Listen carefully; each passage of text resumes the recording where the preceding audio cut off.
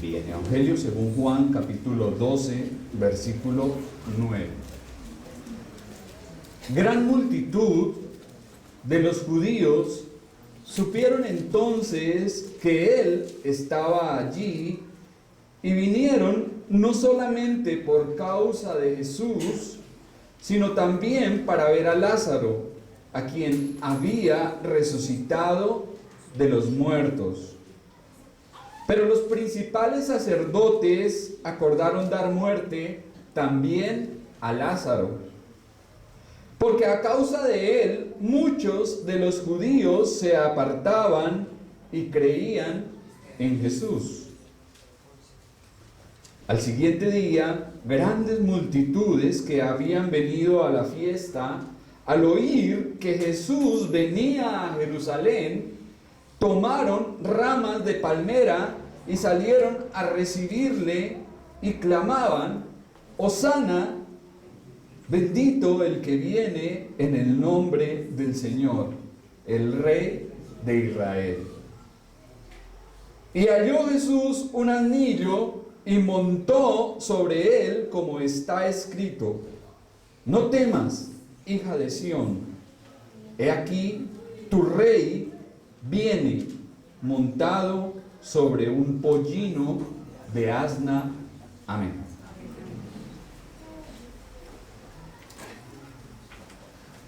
En el contexto observábamos que nuestro Señor estaba en Betania. Dijimos que era un lugar cercano a Jerusalén, que allí ofrecieron una cena en honor a nuestro Señor. Vimos que Marta servía, Lázaro estaba sentado con Jesús en la mesa o a la mesa, y también que María tomó una libra de perfume de nardo puro y ungió a los pies de nuestro Señor. Ante ese acto de adoración y de entrega, uno de los discípulos protestó, alzó la voz. Para él se consideró un desperdicio, un perfume de tan alto costo fuese regado, vertido por el suelo. Y vimos que también Juan, el evangelista, nos explicaba la razón por la que Judas Iscariote hizo el reclamo. Nos decía que era ladrón y sustraía de la bolsa. Y en ese contexto, nuestro Señor reprende a Judas, le dice: déjala. Lo que ella está haciendo, lo está haciendo para mi sepultura. Entonces, ahí quedamos. El Señor termina, como lo habíamos observado, diciendo: porque a los pobres siempre los tendréis, mas a mí no siempre me tendréis. Y acabamos de observar que gran multitud de los judíos supieron que él estaba allí y vinieron. Pronto se extendió la noticia que Jesús estaba cerca a Jerusalén y ya no era posible mantener su presencia en secreto. No hay duda que la noticia de su llegada a Betania se extendió como pólvora. En parte por la orden que habían dado los sumos sacerdotes. Recuerdan que ya habíamos visto también en el contexto que los hombres habían acordado dar muerte al Señor en el Sanedrín. También por la cercanía de la Pascua. Cuando se celebraba la Pascua, mucha gente llegaba de todas partes a Jerusalén. Venía gente de todas partes. Judíos que estaban dispersos por el mundo de su entonces llegaban hasta Jerusalén para conmemorar y celebrar la Pascua. Además, el revuelo y la conmoción que produjo el milagro de la resurrección de Lázaro. Todas esas cosas, todas esas circunstancias contribuyeron a que nuestro Señor fuese inmensamente popular. Imagínense, gente que venía de todas partes a Jerusalén a celebrar la Pascua. nuestro Señor ya tenía una orden de captura, por decirlo así. Y sumaba el revuelo que produjo la resurrección de Lázaro y el ver a Lázaro también, como ya observamos en el texto, ver a Lázaro por ahí caminando, ver a Lázaro que estaba entre los vivos, alguien que había estado muerto. A menudo cuando observamos este evangelio encontramos que la palabra judíos es para referirse a los enemigos del Señor. Sin embargo, aquí la palabra hace referencia a las personas del pueblo que ya empezaban a simpatizar con el Señor Jesucristo. Todos aquellos que fueron movidos por la curiosidad. Ahora podemos pensar, ¿qué creen ustedes? ¿Será que saber que alguien que estuvo muerto estaba por ahí paseándose con los vivos debió haber sido algo que movió la curiosidad de muchos? Tal vez querían hablar con Lázaro y preguntarle, bueno, ¿y qué pasó? ¿Qué sentiste? ¿O qué hay después de la muerte? Tantas cosas. Pero por lo general el hombre siempre es sensacional y se deja llevar por la indiscreción y podríamos decir que hasta el chisme, ¿no? ¿Se han dado cuenta ustedes cuando ocurre algo por ahí en la calle? Ahí nomás nos damos cuenta de cómo es la curiosidad de los hombres, ¿no? ¡Ay, qué le pasó! Y eso, mejor dicho, la gente llega y se agolpa inmediatamente. ¡Ay, pero está vivo! Y en un momentico se forma todo un escenario. Porque esa es la naturaleza de los hombres, somos curiosos por naturaleza. Siempre la curiosidad nos mueve. Entonces no ha de sorprendernos que una gran multitud viniese hasta Betania para satisfacer su curiosidad. Versículos 10 y 11. Pero los principales sacerdotes acordaron dar muerte también a Lázaro.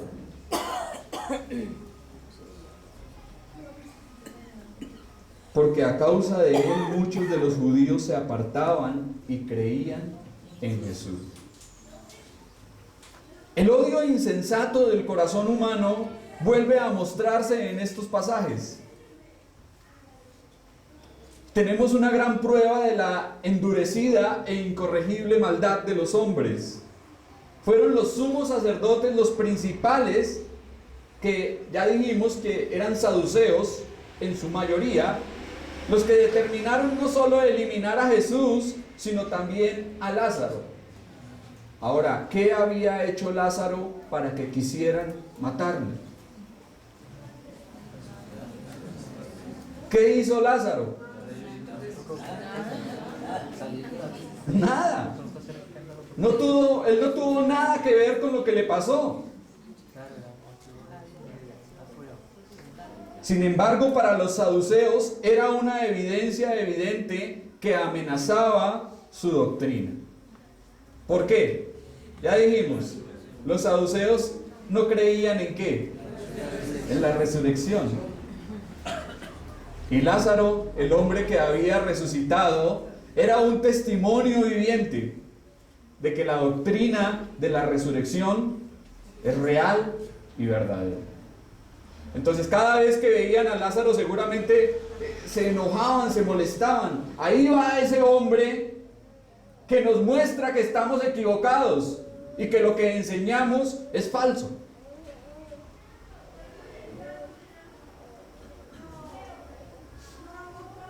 Para los saduceos era una evidencia viviente que amenazaba su doctrina y por consecuencia también su credibilidad y poder. De esa forma lo mejor sería también quitarle de en medio. ¿Y qué era lo que había que hacer para ellos? Matarlo, quitarlo, acabar con su vida. Y estos eran los dirigentes eclesiásticos de Jerusalén.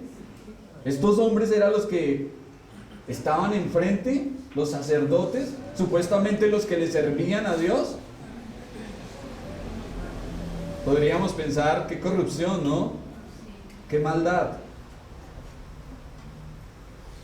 Cuánta maldad en esta gente que supuestamente eran quienes estaban al servicio de Dios. Lázaro no les había hecho nada mal, ningún mal, pero era una prueba incómoda y la evidencia de su falsa doctrina. Cuando alguien tiene que sostener su posición, destruyendo la evidencia que la amenaza, eso demuestra que está usando métodos deshonestos para mantener una mentira, y él lo sabe. Si yo tengo que utilizar la fuerza para destruir las evidencias, de alguna manera estoy demostrando con eso que estoy equivocado y que estoy en el error. Y eso era lo que estaban haciendo estos hombres aquí. Estos ciegos buscaban cualquier forma para apagar y esconder la luz.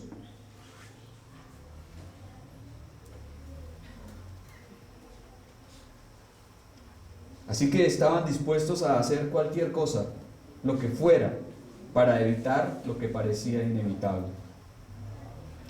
El prejuicio y la ceguera espiritual de estos líderes corruptos refleja toda la oscuridad de la humanidad y la incorregible maldad del corazón. La razón por la que acuerdan dar muerte a Lázaro era porque muchos se apartaban y venían a Jesucristo. Ahora, esas palabras nos demuestran el gran efecto que tuvo la resurrección de Lázaro en la opinión pública. Fue un milagro, como ya lo dijimos, extraordinario. Fue un milagro completamente que revolucionó a la gente. Un milagro poderosísimo.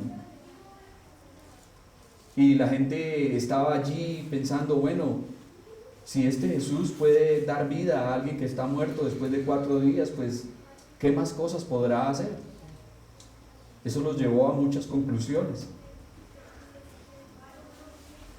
Pero podemos ver algo, y es que en todas las épocas, cuando la verdad de Dios llega a un lugar, la gente empieza a pensar por sí misma. La gente aquí empezó a preguntarse, bueno,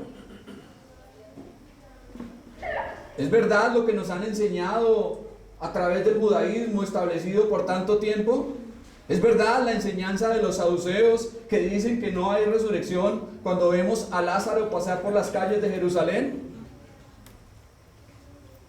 La gente empezó a pensar y Dios empezó a obrar en sus corazones, y muchos de ellos empezaron a dejar su religión para venir a Cristo.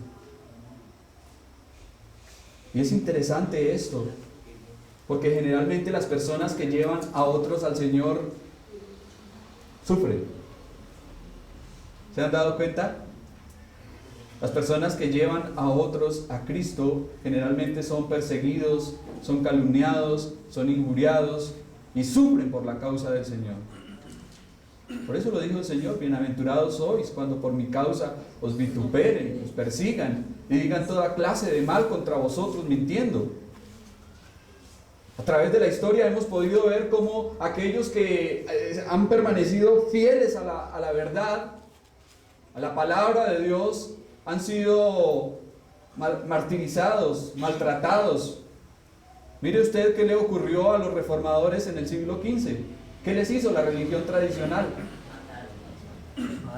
Muchos de ellos fueron a la hoguera, fueron quemados, sus Biblias fueron quemadas, fueron destruidos sus predicadores. Y con todo esto, la obra de Dios nunca se detuvo, ni se detendrá. Porque lo que hagan los hombres no va a dañar ni a truncar el propósito de Dios.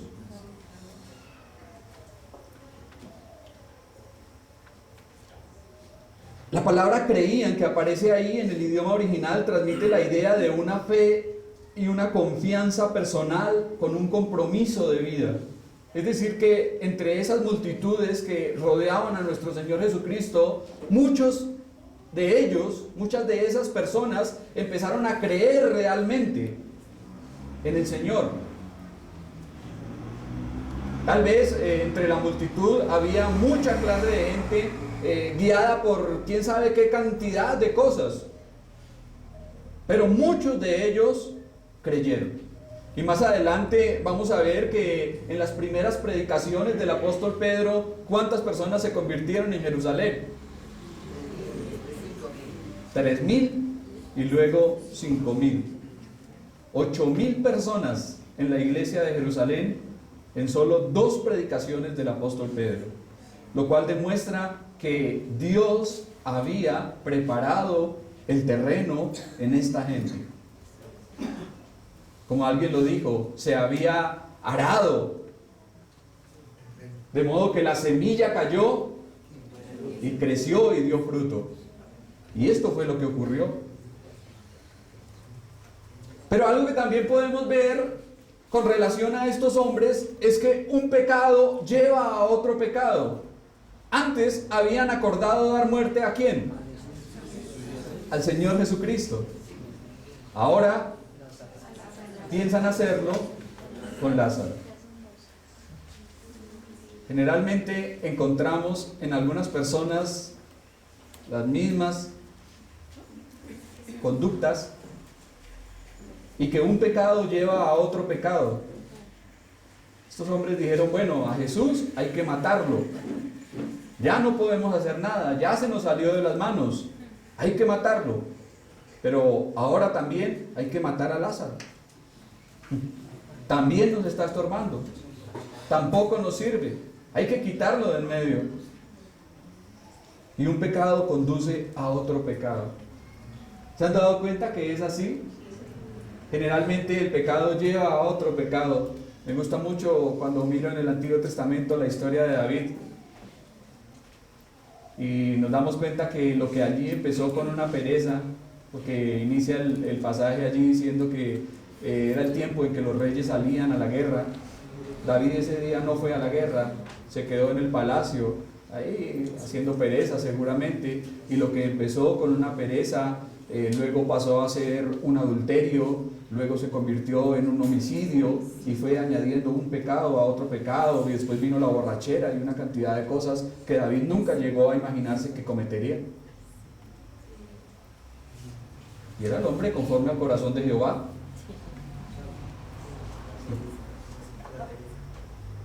Eso es lo que dice el libro de los Salmos, que David era el hombre conforme al corazón de Jehová. Sin embargo, lo vemos ahí endurecido hasta que el profeta Natán llega y le dice, ¡ese hombre eres tú!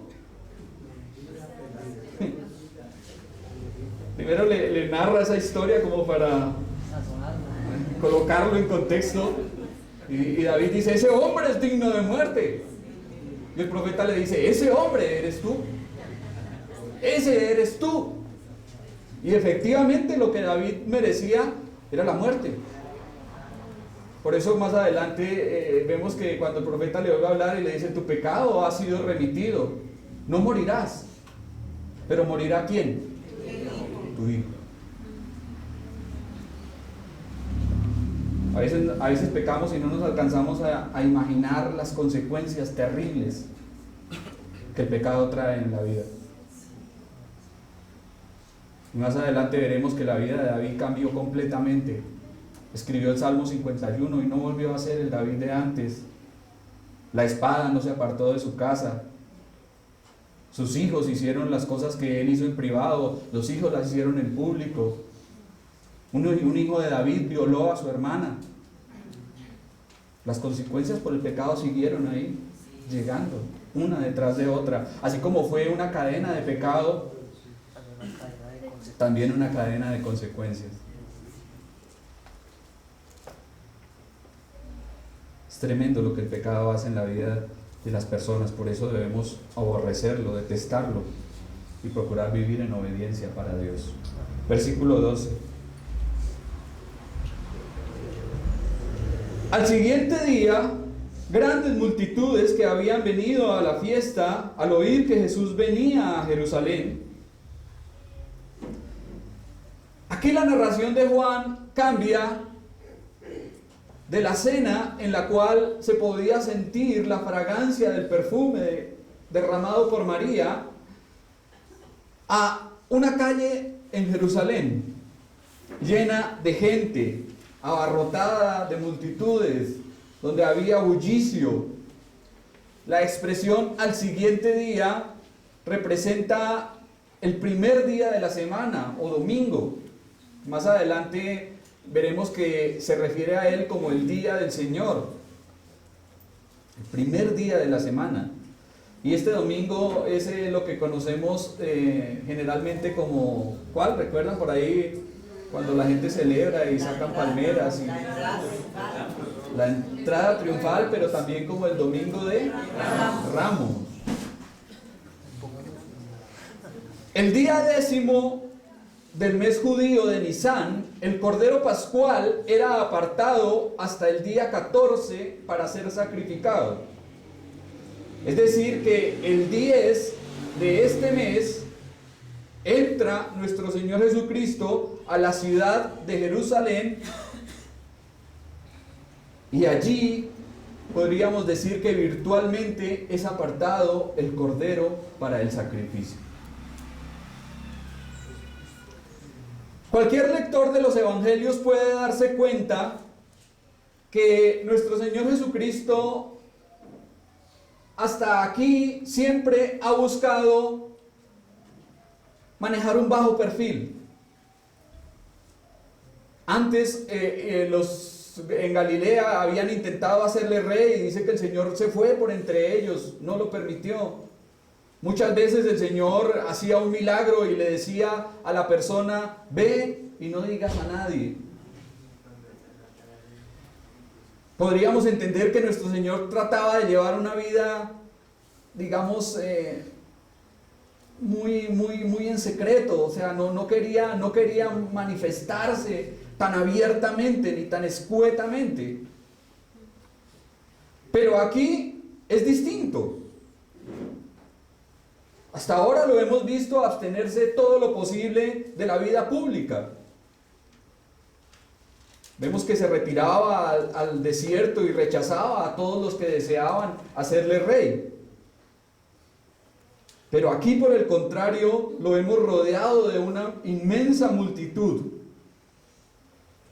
Hemos dicho que habían 3 fiestas a las que todo judío debía asistir. 3 fiestas de obligatoria asistencia a Jerusalén. ¿Cuáles eran? Pascua, Tabernáculos, Pentecostés. Para la Pascua venían a Jerusalén judíos de todo el mundo, de todas las provincias. Su deseo de vida, siendo errantes, era asistir a una fiesta en Jerusalén, y su ambición era celebrar la Pascua allí.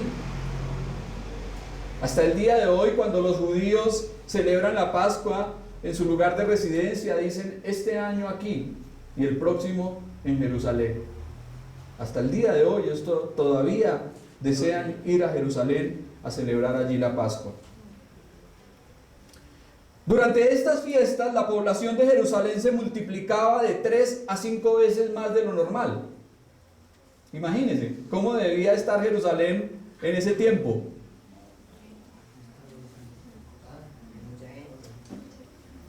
Muchísima gente, por todas partes. Un gentío impresionante, que aún hasta las ciudades cercanas a Jerusalén, los alrededores, servían como hospedaje. Por lo menos he podido leer que Betania era un lugar en donde, hasta donde llegaban las personas que iban a celebrar la Pascua. Entonces muchísima gente. De ahí que nuestro evangelista hable de grandes multitudes. Por eso Juan habla de grandes multitudes. Ahora, ¿qué pensarían esas multitudes acerca de Cristo? Podemos preguntarnos. ¿Será que todas esas multitudes comprendían verdaderamente que se trataba del Hijo de Dios? ¿O le consideraban meramente un líder que les guiaría hacia la libertad de la opresión romana? Tal vez eso era lo que buscaban. ¿Fueron arrastrados por la emoción del momento? Sí.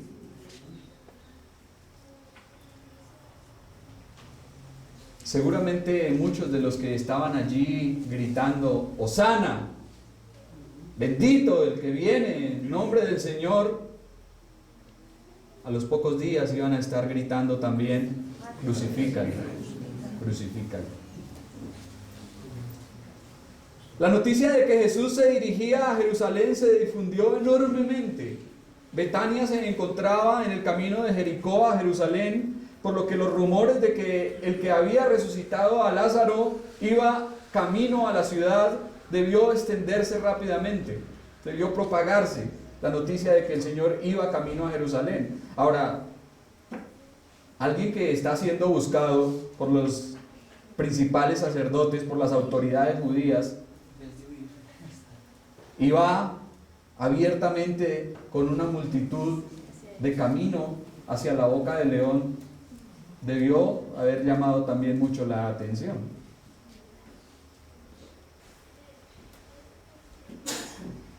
Pero ¿por qué razón el Señor había rechazado la popularidad y siempre manejado un bajo perfil? Podemos preguntarnos.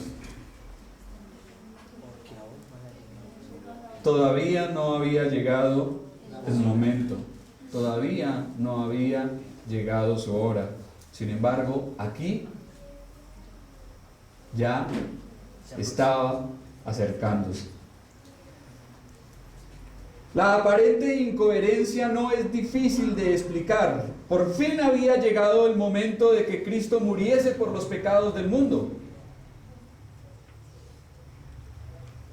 de que se derramara la verdadera sangre de expiación, también de que se quitara la vida al Mesías, mas no por sí, según la profecía de Daniel.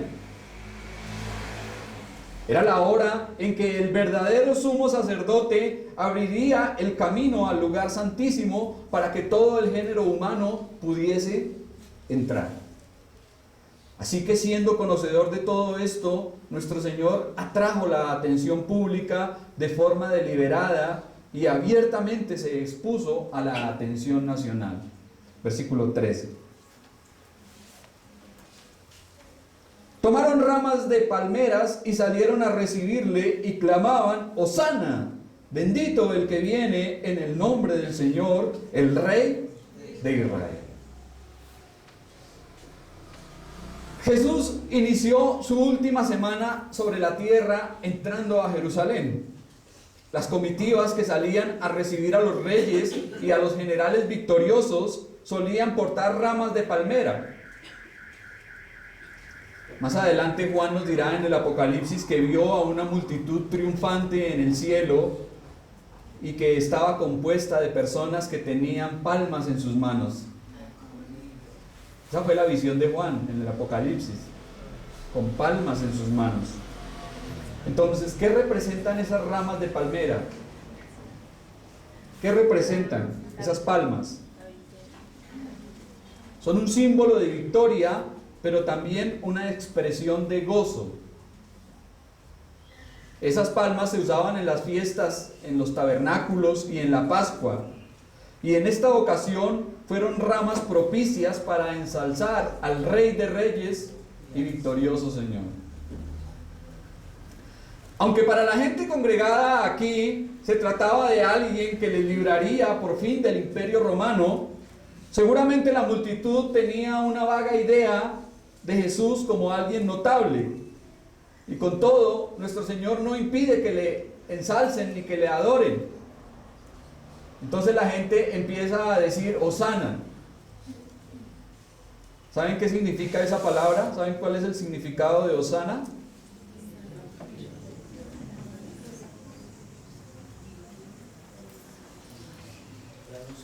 Es una palabra hebrea transliterada. Una palabra transliterada es una palabra que es llevada a otro idioma y queda de la misma forma. Entonces la palabra fue transliterada, es una palabra hebrea que significa salva ahora, o sálvanos te ruego, sálvanos te imploramos. Entonces al decirle la gente a nuestro Señor Jesucristo sálvanos, Imagínense. Ah, el tremendo significado que hay allí. Hosana, sálvanos ahora. Era una palabra procedente del Salmo 118, una acción de gracias que la gente generalmente cantaba cuando iba hacia el templo de Jerusalén a adorar. Y muchas de estas acciones y de estas frases encontraron un pleno significado y cumplimiento aquí, en nuestro Señor Jesucristo. Ese mismo salmo dice que la piedra que desecharon los edificadores ha venido a ser la cabeza del ángulo, escogida y preciosa. Dice el apóstol Pedro, el que creyere en él no será avergonzado. Pero es interesante que lo que la multitud pedía y rogaba a nuestro Señor, Él iba a estar dispuesto a hacerlo. ¡Sálvanos ahora! Y el Señor dice, claro que sí, estoy para salvarlos. Estoy para salvarlos. Para eso he venido.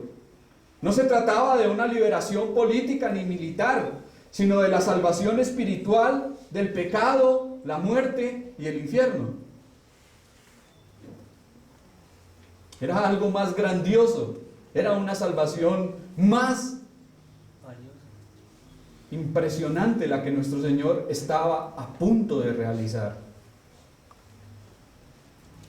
Claro que el rey estaba dispuesto a salvar, y no solamente a los judíos, sino a todo aquel que en él se acerca por la fe. Y le dicen, bendito el que viene en el nombre del Señor. Esto es, bendito el enviado y representante de Dios. El pueblo aclamaba a Jesús como un rey y señor que había venido para librarlos y para establecer un gobierno y un dominio terrenal. Claramente no sabían lo que estaban diciendo. La gente no sabía, no entendía lo que estaba diciendo. La parte final con la que aparece aquí en este versículo, el rey de Israel, no aparece en el Salmo, fue agregada por la gente, y eso demostraba qué era lo que esperaban del Señor.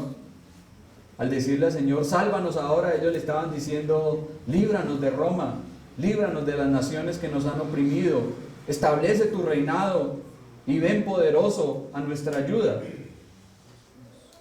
Pero no se estaban dando cuenta que detrás de esa petición había algo más grande, y era que el Señor vendría a salvarles de, como ya lo dije, la esclavitud del pecado y de la muerte.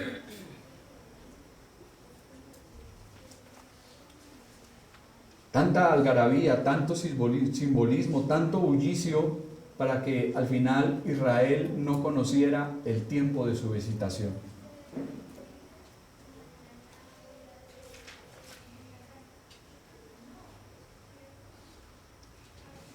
Precisamente estaban mirando al Señor como lo que Él siempre rehusó ser. ¿Recuerdan que el Señor les había dicho, mi reino no es de este mundo? El Señor lo dijo claramente, mi reino no es de este mundo. Pero ellos esperaban que viniera y que fuera el rey que los gobernara.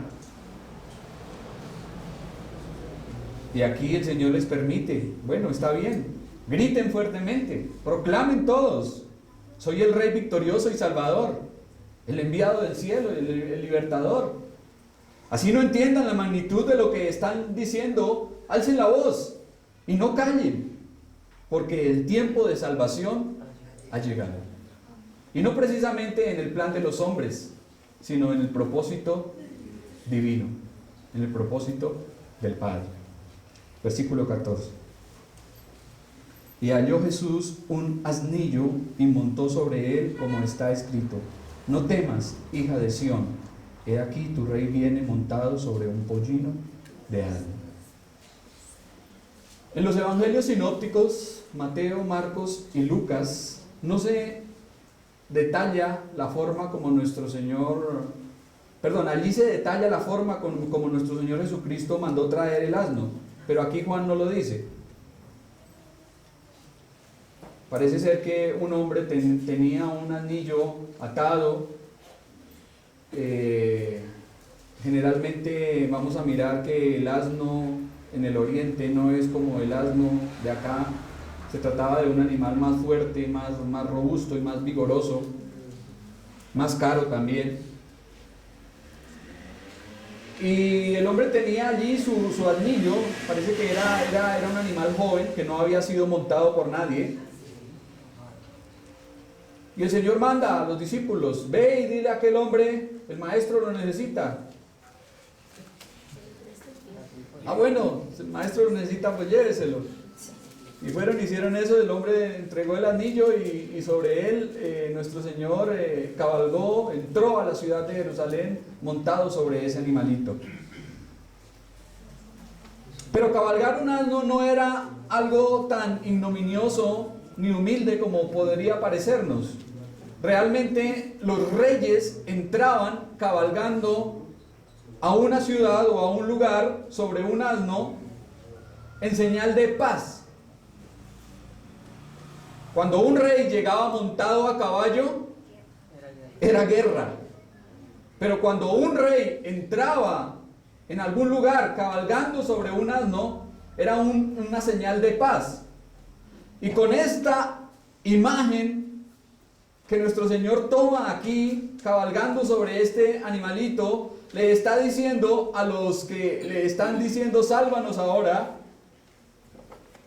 no crean que voy a hacer lo que ustedes piensan, no crean que voy a venir aquí militarmente armado a formar una guerra. No, eso no va a ocurrir, porque Jesucristo es el príncipe de paz. Y de esa forma entra a Jerusalén montado sobre este asno como una señal de paz. Ahora, algo interesante también era que cabalgar un asno era una dignidad, una realeza militar.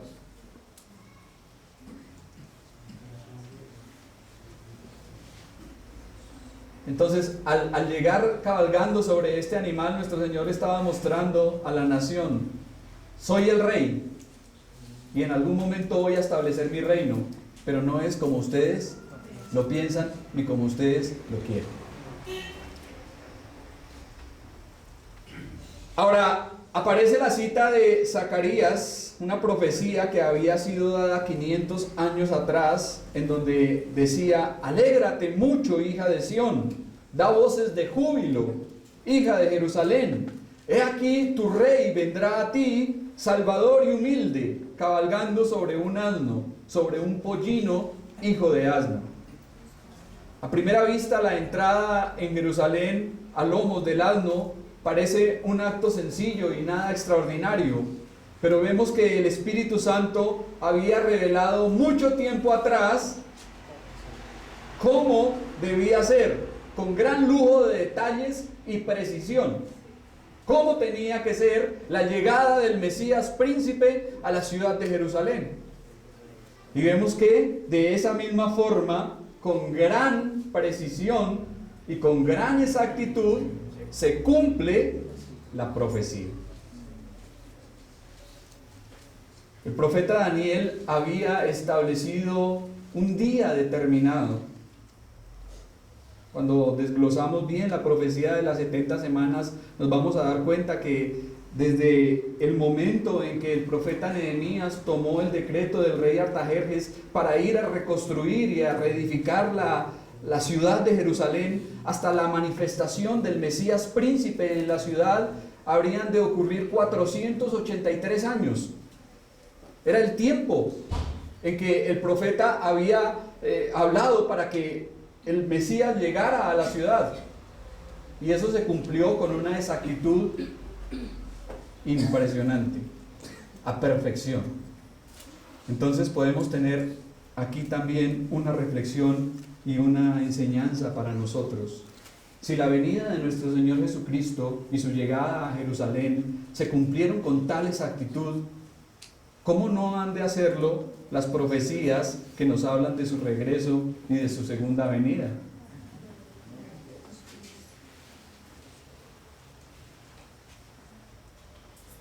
Esto nos da firmeza y seguridad sabiendo que las predicciones con respecto a la venida del Señor se cumplirán del mismo modo, literal y exactamente. Del mismo modo como se cumplieron estas profecías tocantes a la venida del Señor, a todo lo que pasó en su ministerio público, tantas profecías. De aquí en adelante vamos a ir viendo que una serie de profecías se van a ir cumpliendo, y los evangelistas van diciendo para que se cumpliera lo dicho por el profeta cuando dijo.